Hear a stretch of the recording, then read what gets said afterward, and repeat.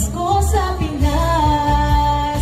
Again, we are part of the Pentecostal Missionary Church of Christ Portwatch, and we hope that even though we cannot go home this Christmas, we can still feel the presence of our Lord and also mabawasan ang ating homesick through our simple caroling. So again, Merry Christmas and a blessed New Year. Thank you for partnering with us with your